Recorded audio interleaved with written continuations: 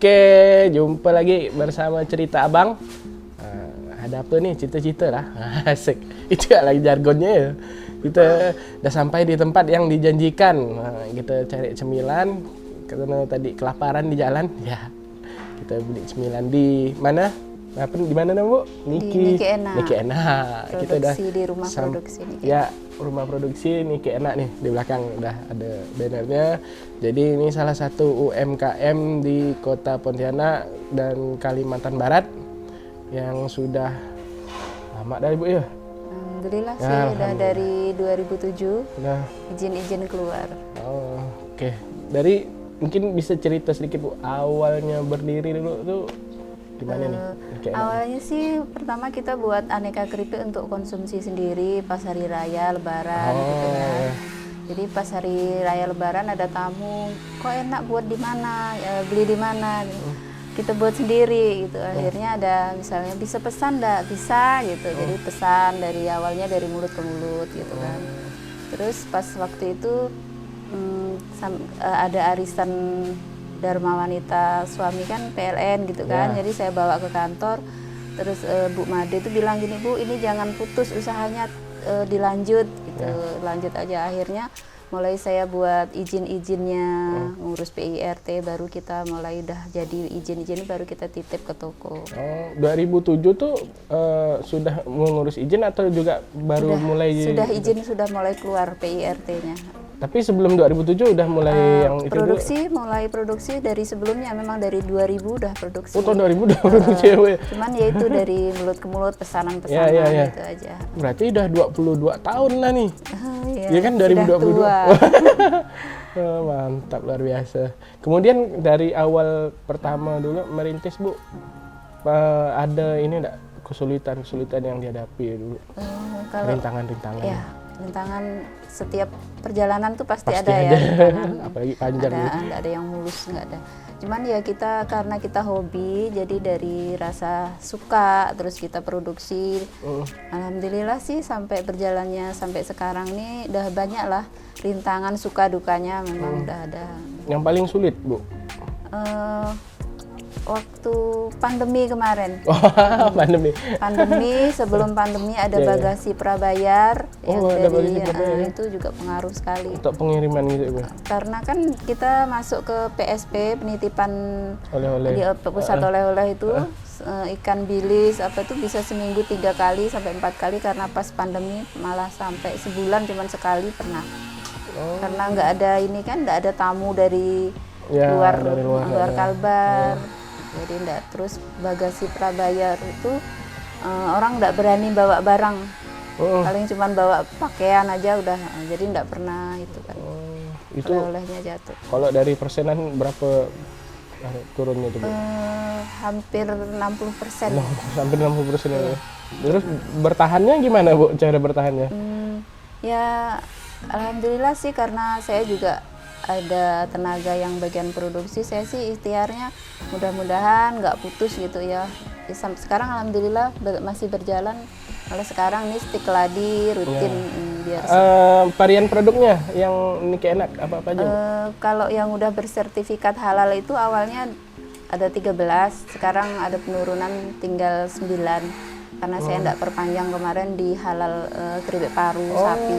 Halal itu satu produk, satu sertifikat itu ya Bu ya? Kalau dulu ya halal itu satu produk untuk beberapa jenis, satu halal untuk macam-macam jenis produk asal masih sesuai dengan keripik atau kriterianya gitu. Kalau sekarang udah dipecah lagi.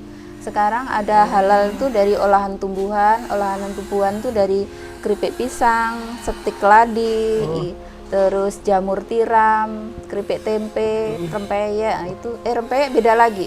Rempeyek termasuk cemilan, nggak bisa lagi. Jadi kalau satu lagi yang olahan ikan tuh, ikan bilis, ikan teri, stik udang rumput laut gitu. Jadi kemarin pas saya perpanjang halal tuh yang paru sama rempeyek saya nggak perpanjang karena harus buat sampai beberapa lagi gitu. Ada biayanya juga ya Bu ya kalau ke? Kalau iya kita perpanjang 2,5 juta. Oh gitu. Kalau buat awalnya? Buat awal itu Kalau belum pernah sama sekali, kebanyakan digratisin ya dari dinas. Oh, berarti ada subsidi dari Iya, dinas ya. tapi kalau udah perpanjang kita otomatis diibaratkan kita harus sendiri gitu. Informasi penting tuh buat yang mau buka usaha, yang punya produk, ngurus itu. Tapi PRT dulu ya Bu ya? PRT dulu. Sekarang ini kan udah OSS ya. Jadi kita semua di ngurus OSS tuh di pelayanan Online ya? terpadu. Online ya Bu ya? Online Iya, ya? online. Habis itu udah keluar itu nanti baru bisa PIRT ngurus itu, nanti semua izin-izin di situ keluar. Oh, Dari izin lingkungan, Ya. hamdalnya. ya. Oh, Emang sih kalau orang nggak biasa ribet ya harus bolak-balik ke sana sini gitu. Tapi ya kita ikhtiarnya karena kita juga maunya untuk usaha, untuk benar-benar ya kita harus penuhi semua. benar. Karena mau masuk ke toko-toko itu Iya, harus salah satu ada syaratnya harus itu ada ya. PIRT, ada halalnya. Kemudian untuk proses produksinya sendiri harian atau? Setiap hari kami produksi. Oh, setiap hari ya? Kecuali kalau nggak ada pesanan itu hari Minggu libur, tapi kalau ada pesanan stik keladi yang ke Jakarta pun hari Minggu masuk. Oh, Untuk ngejar waktunya tuh. Ya. Keladi kan agak lama prosesnya. oh. Berapa jam tuh Bu satu hari produksinya? Dari jam 8 sampai jam 4 Untuk anaknya karyawan kita kerja. ada karyawannya. Berapa orang karyawannya Bu? Kita kalau stik keladi kita sampai kadang berempat. Oh, 4 orang juga. Dulu waktu awal-awal Ibu sendiri Kalau masih? awalnya ya saya sendiri, Ibu kan sendiri? cuman keripik-keripik kan, kayak rempeyek, keripik tempe, ada yang pesan baru kita buatkan, by order gitu ya. Ya, ya. Alat-alatnya juga lengkap ya kita lihat tadi itu. Iya, Mantap-mantap. awalnya sih kita pinjam alat rumah tangga sendiri lah ya, tapi karena seiring berjalannya waktu tuntutan kan harus begini, kan bilis pun harus kering biar tahan lama, jadi kita harus spinner. Kayak kemarin kan tahun 2014 ada pengiriman keripik ikan bilis ke Amerika, jadi Oh, udah ekspor sampai Amerika. Ke negara mana aja nih Bu? Oh, keren nih. enggak sih baru di Amerika aja kalau dikirimnya. Tapi kalau untuk oleh-oleh mungkin Singapura apa ada udah bawa. Oh, Kalau dikirim kemarin pun pengiriman pun bukan dari kita, dari Jakarta. Kita kirim ke Jakarta, Jakarta baru yang ngirim. oh.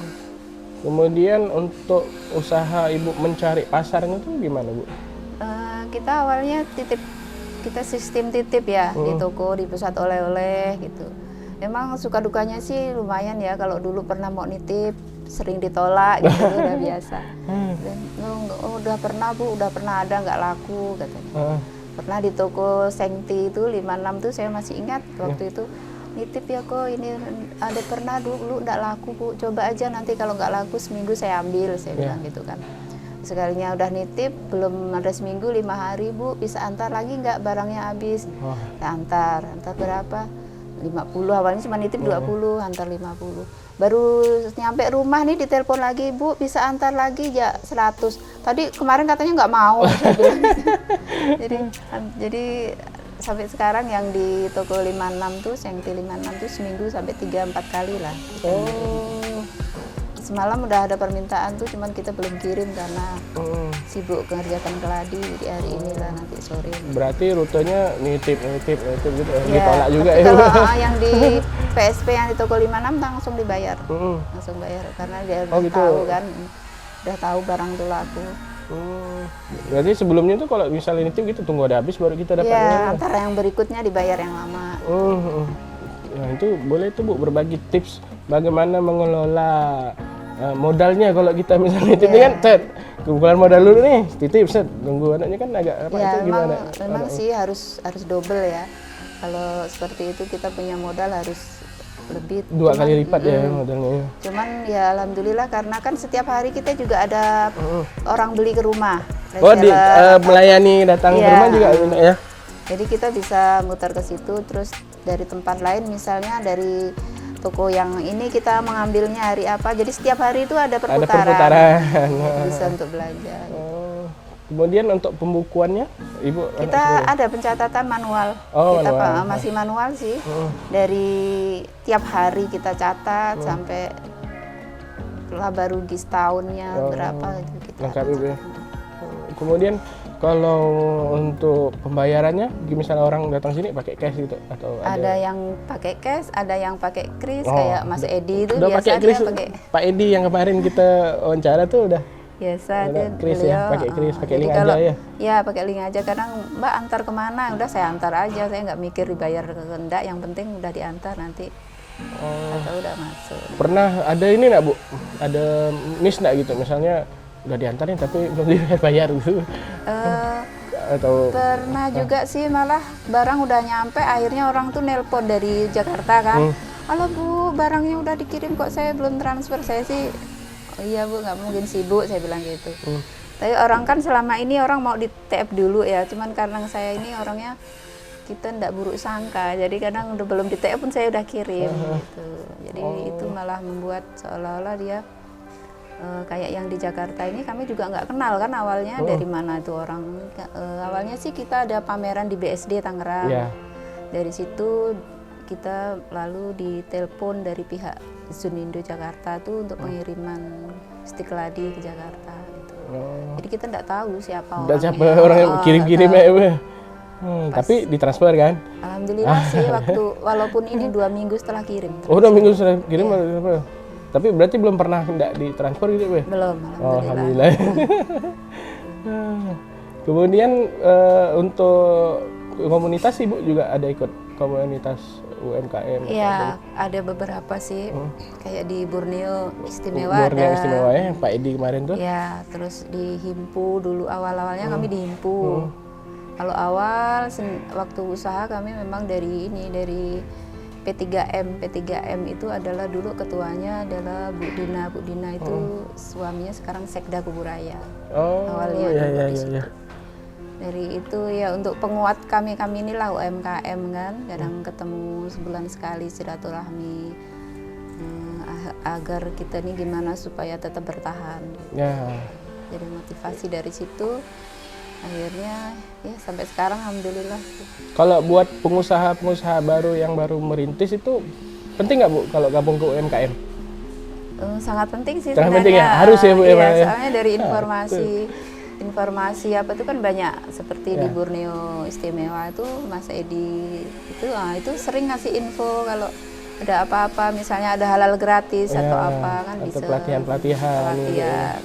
Kalau kayak saya sih karena orang lama ya sekarang udah jarang pelatihan, jadi orang-orang baru banyak pelatihan. Itu penting berarti ikut komunitas UMKM ya. Kalau boleh tahu nih Bu, itu omsetnya per bulan gimana? Kisarannya atau rata-rata Ya, gitu? alhamdulillah sih sampai sekarang masih bisa berputar. Kalau karena pandemi ini ya sekitar 10 sampai 15 masih bisa. Di Kalau rata-rata lah ya, per bulannya 15 juta. Kalau dulu sih sebelum pandemi itu bisa sampai 25, 15 sampai 25. Anak berapa Bu? Anak 3, Anak 3 alhamdulillah. udah Yang selesai. 2 udah kerja, udah selesai semua. Oh, udah selesai semua. Nah, yang terakhir tuh kembar udah S1 udah selesai. Oh, berarti yang CP Putri Ya, Kembar itu namanya dua putri anak kembar. dua putri kembar tuh anak Ibu ya Bu ya? Oh. Yang apa? Yang bungsu tuh, yang kembar. Bungsu. Kalau si abangnya udah 28 tahun umurnya. Yang itu, yang kegiatan anak bunga, rangkai bunga? Yang si kembar itu. Oh, yang kembar. 22 jalan. Berarti meneruskan Ya. bakat wirausaha. Mereka lah yang ngurus halal, ngurus laporan apa itu pajak, SPT tahunan anak-anak. Dibantu sama anak-anak Iya. ya. Mantap nih. Inspirasinya, kalau boleh Bu, tips-tipsnya lah kalau misalnya dari membangun usaha dari awal tuh harus apa sih gitu? Kalau saya sih ya ibarat di sini kan sering ada anak-anak magang nih, misalnya anak nanya-nanya. Oh, terima anak magang juga ya? Iya kadang. Oh tuh, Ada anak minta magang. tanya-tanya gitu silakan. Gitu Yang kan. mau magang boleh datang sini ya Bu ya? Boleh. Untuk jadi apa?